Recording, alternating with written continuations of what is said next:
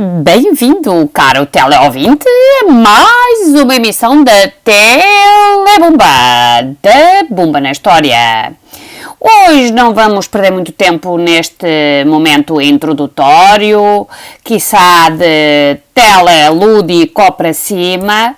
Vamos já dar início à introdução do nosso tema. Estamos quase a terminar a cultura do Palácio. Estamos na parte 7, ainda nos falta, pensamos nós, uma parte 8, exatamente, falar de Portugal, mas isso é próximo capítulo.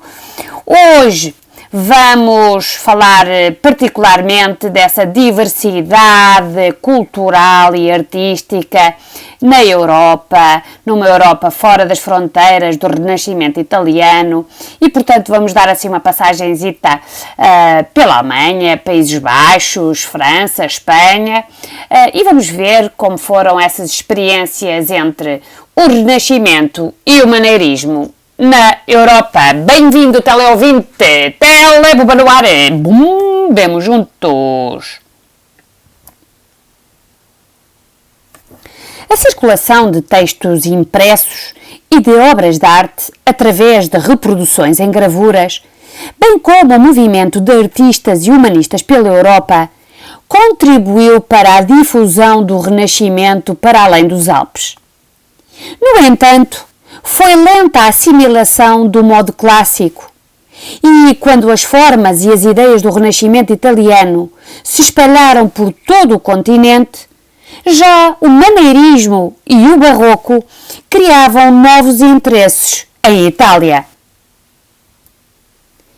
No início do século XVI, a Europa ainda se encontrava envolvida nas formas do gótico final, de resto, mais convenientes ao espírito nacionalista prevalecente no poder.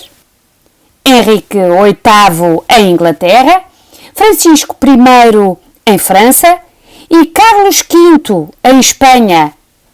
Todos declaravam a sua pretensão ao título de imperador do Sacro Império Romano-Germânico. Para além disso, também a crise religiosa no seio da Igreja, que conduziria à reforma luterana, não favoreceu a importação do classicismo. Foi, portanto, muito lenta e timidamente que alguns modelos e conceitos renascentistas foram filtrados e adaptados a cada situação política e cultural. A primeira assimilação importante da arte renascentista fora de Itália acontece na Alemanha com Albert Dürer. Seduzido pela arte italiana, fez 2 estadias em Itália. Dürer aprendeu o método científico da perspectiva, o cálculo das proporções do corpo e o desenho anatómico, bem como se apropriou do pensamento artístico decorrente do classicismo. Consciente do caráter divino da criação artística, ele viria a desenvolver obra teórica e prática sem equivalente no norte da Europa. Homem culto, viajado e de múltiplos interesses, conviveu com prominentes humanistas do seu tempo, tais como Erasmo de Roterdão, e desenvolveu estudos sobre geometria, perspectiva, medida e proporção. Mas a celebridade nos meios artísticos europeus conseguiu a Dürer através das suas gravuras, uma técnica onde deixou vincadas as suas qualidades de genial desenhador.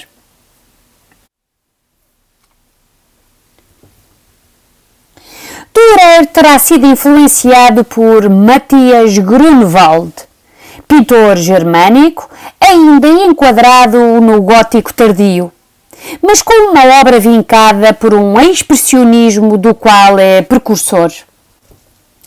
O retábulo de Issenberg é um trabalho quase visionário, cujo recorte dramático das personagens contribui para a intensa carga mística que a exprime. São João Batista e a Virgem protagonizam, junto do Redentor, uma cena de grande vigor expressivo, enquadrada ainda num contexto da plástica medieval.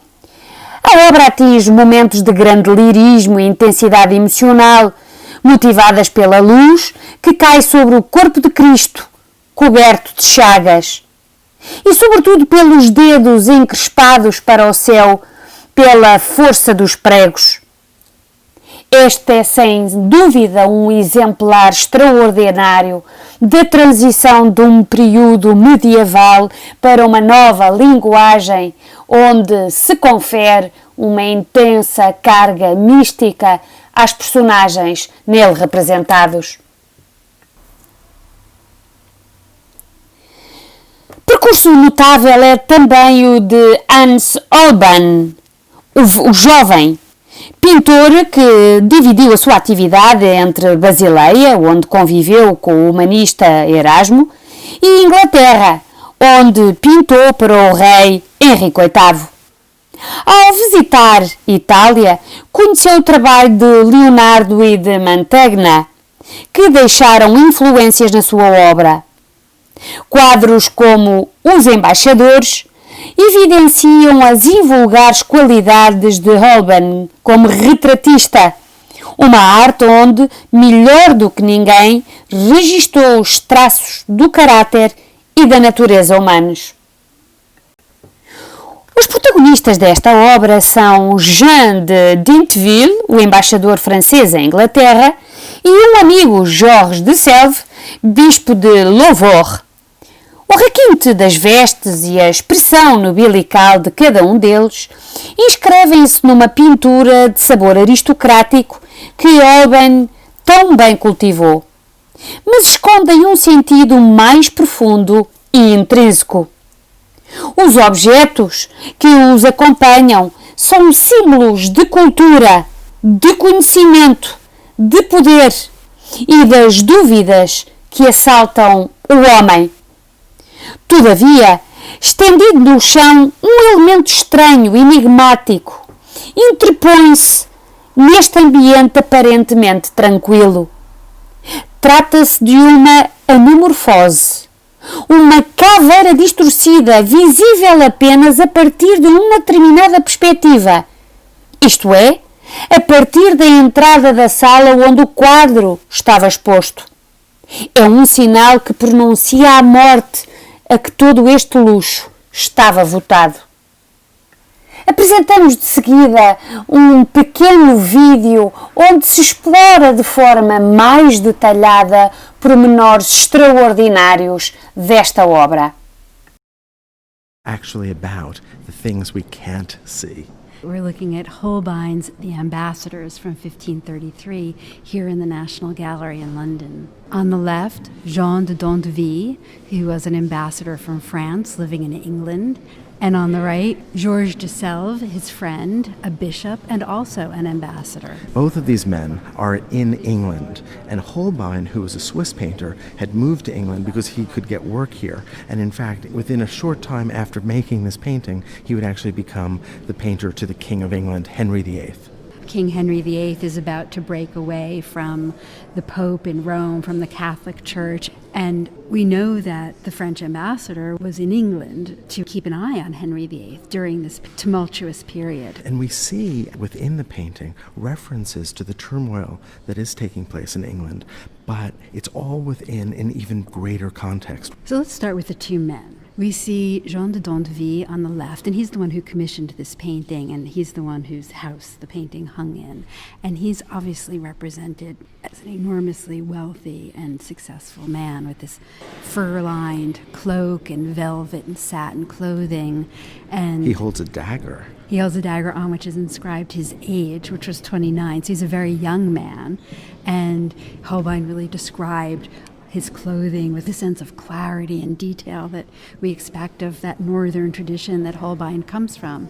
And then on the right, Georges de Selve is dressed more modestly in a fur cloak, and he's got his elbow on a book. And it really is an interesting kind of contrast. We have that dagger on the one side and the book on the other, references which are actually quite traditional to the active versus the contemplative life. And Georges de Selves, the book that he's got his elbow on, has inscribed on it his age, which is 25. Of course, we're meant to look at both of them, but even more than that, perhaps we're meant to look at what's in the middle of the painting, which is all these objects on these two levels of shelves. Holbein is just brilliant in his ability to render textures and the material reality of those objects. And of course, they also mean something. On the top shelf, we have objects that are related to the heavens, to the study of astronomy and to the measuring of time. And on the lower shelf, things that are more earthly. We have a terrestrial globe and a lute and a book about arithmetic and a book of hymns. The painting is functioning basically as a grid.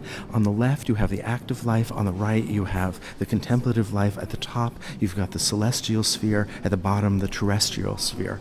Look at the beautifully foreshortened lute on the bottom shelf. The lutes were traditionally objects that were rendered in order to learn perspective. And here there's just this masterful representation of the way in which that lute is much shorter than it should be because we're seeing it on end. But if you look very closely, and it's possible because of Holbein's high-pitched clarity, you can see that one of the strings is actually snapped. It's broken. Art historians understand this as referring to the discord in Europe at this time, the discord in the church. That can also be seen in the hymn book, which is just below that. It's open, and it's so precisely painted that it can actually be read. It's a translation of a hymn by Martin Luther, of course, the head of the Protestant Reformation. So all of this luxury, we haven't even mentioned, for instance, the Oriental carpet. All of these objects, all the extraordinary fashion that they wear, all of this stands on a mosaic floor with this beautifully detailed tiling. And it's seen in perfect linear perspective. And this is a reference to an actual floor at Westminster Abbey. And what's important to know is that that floor in that church is actually a kind of diagram, and it's meant to represent the macrocosm, that is, the cosmic order. If we look at the very large form that occupies the foreground. You know, I had a student once that when she looked at this said it looked like a piece of driftwood that had somehow been placed down oddly in the foreground. It does, but when you go to the right corner of the painting and kind of crouch down a bit. Or look at it in a mirror at an angle. What we're really looking at is an anamorphic image, a kind of image that's been artificially stretched in perspective. And it's a skull, a human skull. It's something that you can't see when you can see the other things in the painting, but it's something you can see when you don't see the other things in the painting. So you have a choice. You can either stand in such a way as to see the skull, but then everything else is distorted, or vice versa. Front and center in this painting, really in a sense the star of the painting, is this skull, which is a traditional symbol of death. A memento mori. That's right, a reminder of death. And that's a very common element that we see in paintings. But here we have a painting that seemed for a moment to be celebrating these earthly achievements and now seems to be undercutting it. Exactly. And then, if you look even more carefully, in the extreme upper left corner of the painting, peeking out from behind the curtain, you can just make out a little sculpture of a crucifixion. But then we have this question that goes back to Holbein, and that is about representation. So you have the lute that you referred to that's perfectly foreshortened, or that floor that's a perfect perspectival illusion also. So this ability to render reality so perfectly. And then you have Holbein choosing to represent the skull in an unnaturalistic way. So choosing to represent the earthly things in a realistic way, but choosing to represent that which is supernatural or that which is transcendent in a way that is not according to that perfect illusionism. And I think Holbein really wants us to see that contrast. Look at the relationship between the lute and the skull. The skull is distorted so extremely that it really is hard to read. But when you think about stretching something, you generally think about stretching it horizontally or perhaps vertically. But to do so diagonally is very particular. The lute is resting on that shelf, and I had mentioned before that it was heavily foreshortened. It really is foreshortened at an angle that is very close to the angle of the distortion of the skull. But remember, foreshortening is another kind of distortion. And so in a sense they are both distortions, but one is a distortion that creates a reality of our world as we see.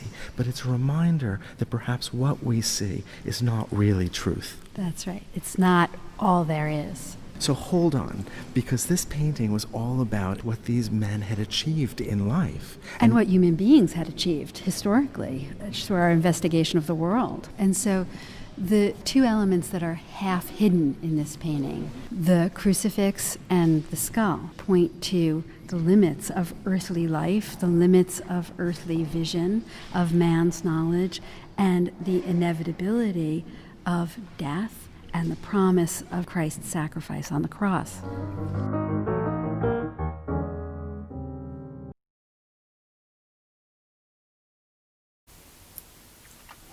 Os ideais do Renascimento e do humanismo chegaram aos Países Baixos através dos contactos comerciais que estes mantinham com a Itália e também através da ação de Erasmo de Roterdão. Mas a eclosão da Reforma Protestante e os conflitos daí resultantes provocaram uma instabilidade pouco favorável à recepção do classicismo.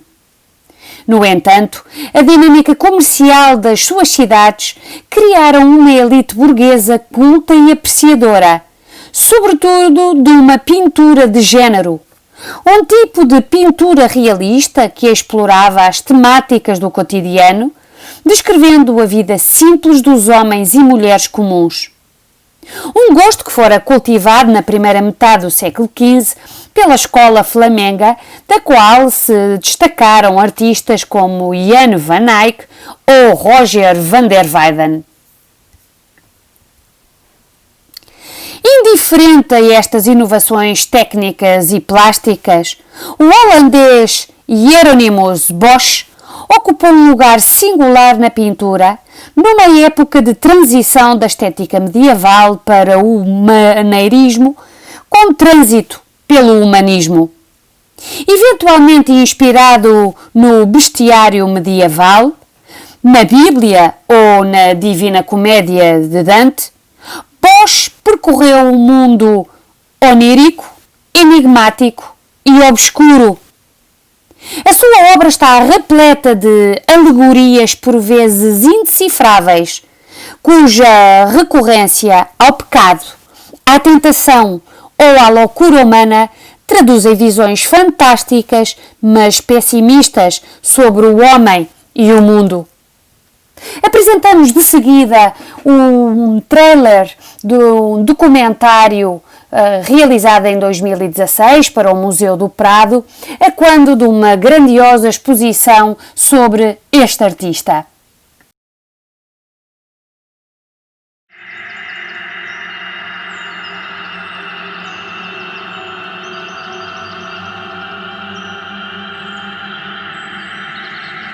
Wonders, human wonders, animal wonders, phantasmal animals. And you never know whether they really exist or only exist in the imagination.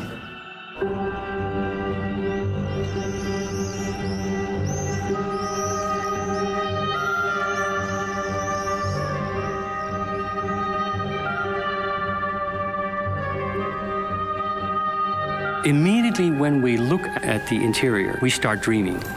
Muchas de estas cosas las ha soñado, pero yo creo que muchas las ha vivido y muchas las ha deseado vivir. What kind of a man was he? We only have the painting itself as the document. It's like an archaeology. That painting has been standing there all these years, emanating its force, its soul. People before the French Revolution, after the French Revolution, people before Marxism and after Auschwitz. Why am I not given a clue? Please help me understand this painting. Para aclarar lo que esto quiere decir, hay que inventar palabras. Is chaos and painful and scary. Empieza aquí a tener 3 cabezas, caparazón. Es una metamorfosis. Recuerda mucho a los sueños de fiebre. Es como un gran día de fiebre. The painting is asking you to participate, to investigate with your mind. C'est aussi une invitation à penser l'impensable. Es como un cómic condensado. Bosch has been read by Freudians, by surrealists, by the most incredible theories.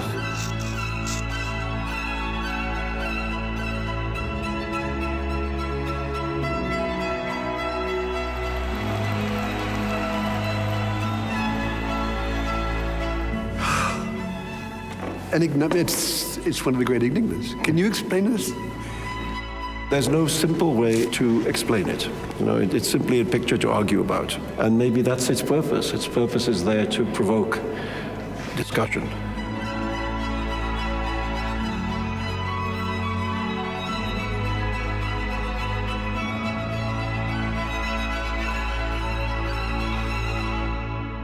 At the end of the book, the writer solves a mystery. In this particular case, I think the author does not want you to solve the mystery. He wants you to remain in the mystery.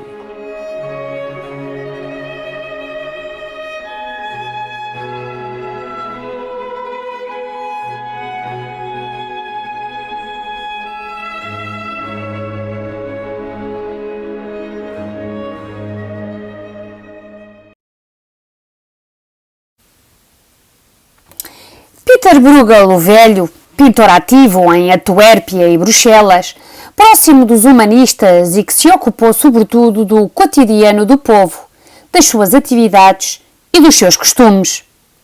A sua obra é caracterizada por uma pintura de género, todavia afastada de uma realidade idealizada, tal como fora praticada pelos pintores italianos do Quattrocento. Baseada na vida real, a pintura de Bruegel é mais autêntica, mais natural e mais humana.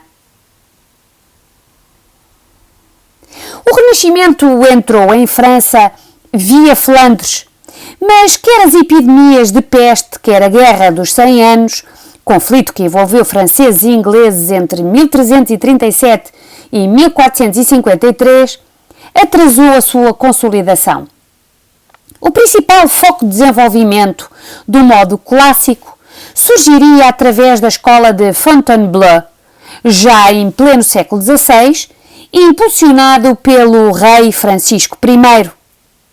Para além da pintura aqui desenvolvida, caracterizada por temas alegóricos e mitológicos de matriz italianizante, com influências maneiristas, foi na arquitetura que o classicismo se exprimiu mais claramente, sobretudo no conjunto de châteaux construídos no Val do Loire.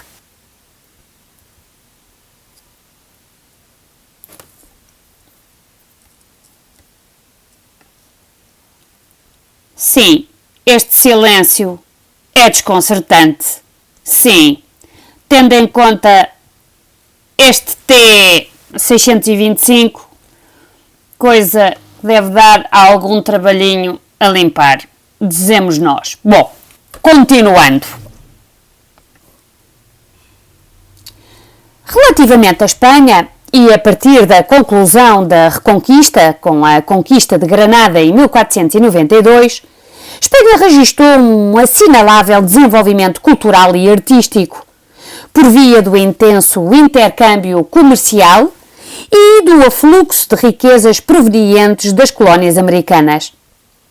O classicismo exprimiu-se de um modo austero, por exemplo, no Palácio do Escorial, em Madrid.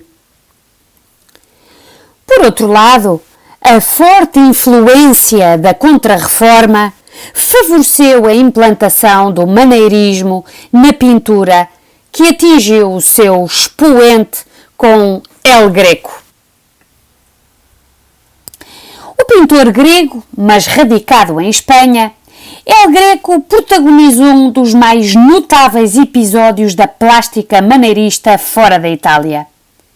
Habitada por figuras fantasmagóricas e paisagens nebulosas, a sua pintura, intensamente espiritual, distinguiu-se pelo aspecto imaterial das personagens, desproporcionadas e alongadas, e pelos ambientes de intenso misticismo, como é o exemplo deste Enterro do Conde de Orgaz. E foi assim, Sr. teleouvinte, mais uma emissão de som, luz e imagem. Esperamos que tenha sido do agrado, que tenha ficado entusiasmado em procurar mais detalhes sobre estes artistas magníficos. E não se preocupe, na próxima emissão daremos conta do que se faz por cá, neste retângulozinho à beira-mar plantado. Até lá, caro teleouvinte, não esqueça, veja ou reveja as nossas emissões no canal de sempre do YouTuber. Telebumba no ar, bombemos juntos e já sabe, faça uma t-shirtzinha onde possa colocar um hashtag Eu Aprendi com a Bumba. Telebumba! Estaremos cá todos juntos para a próxima emissão. Até lá!